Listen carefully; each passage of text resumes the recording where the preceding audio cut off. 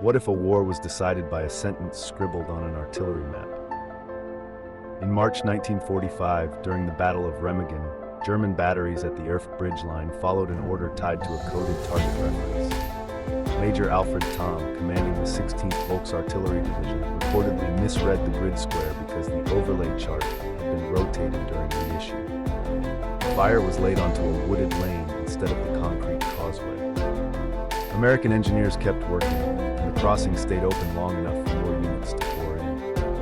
At dawn, the mistake was confirmed, and Thom faced immediate relief. The twist, the diversion still hit the right objective, but on a different day, letting defenders regroup.